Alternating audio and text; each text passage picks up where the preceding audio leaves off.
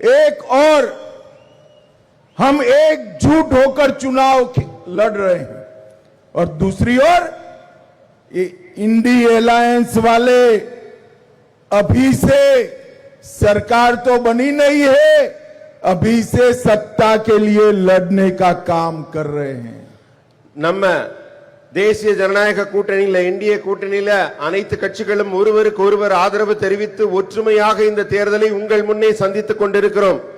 ஆனா எதிர்த்தரப்பில் இருக்க இந்தி கூட்டணியில இப்பவே ஆட்சிக்காகவும் பதவிக்காகவும் ஒருவரோடு ஒருவர் சண்டை போட்டுக் கொண்டு அடித்துக் கொண்டிருக்கிறார்கள். और आप देखिए वीसी के सीपीआई और सीपीआईएम पहले ही इंडी अलायंस छोड़ चुके हैं. சிபிஐயும் சரி சிபிஐஎம்மும் சரி அவங்க ரெண்டு பேரும் இப்பவே இந்தி கூட்டணியில இருந்து தனித்து போய் போட்டியிடுறாங்க. और डीएमके और कांग्रेस भी 5 सीटों पर एक दूसरे के खिलाफ लड़ रहे हैं. அது சரி திமுகவும் காங்கிரசுமாவது ஒன்னா இருக்கான்னு பார்த்தா அவங்களும் 5 தொகுதியில ஒருத்தரோட ஒருத்தர் மோதி கொண்டு மல்லுக்கு நிக்கிறாங்க. और जब एनडीए में बीजेपी, रंगास्वामी जी की पार्टी,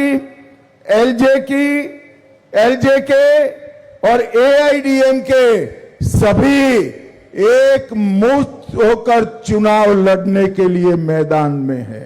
ஆனா என்டிஏ கூட்டணியில் இருக்க நம்முடைய கூட்டணி அரசு கூட்டணி கட்சிகள் அத்தனையும் பாஜகவாகட்டும், திரு என்ஆர் காங்கிரஸ் ஆகட்டும், எல்ஜேகே ஆகட்டும், அஇஅதிமுக ஆகட்டும், அனைத்து கட்சிகளும் ஒன்றோடு ஒன்று உறுதியாக நின்று ஒரு ஒற்றுமையை பறைசாற்றிக் கொண்டிருக்கிறோம்.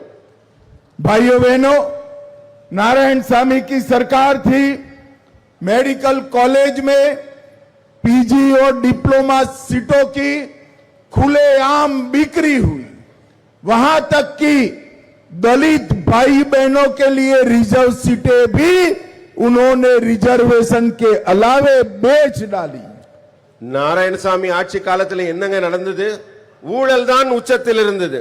மருத்துவ கல்லூரியில இடஒதுக்கீட்டுல கொடுக்க வேண்டிய சீட்டை கூட கூவி கூவி விலைக்கு விற்றார்கள். பட்டியலின சகோதரர்களுக்கு கிடைக்க வேண்டிய உரிமையோடு கிடைக்க வேண்டிய இடஒதுக்கீட்டு சீட்டை கூட அவர்களுக்கு கொடுக்காமல் அவை எல்லாம் லஞ்சத்திற்காக விலை பேசப்பட்டது. केक की रिपोर्ट ने बताया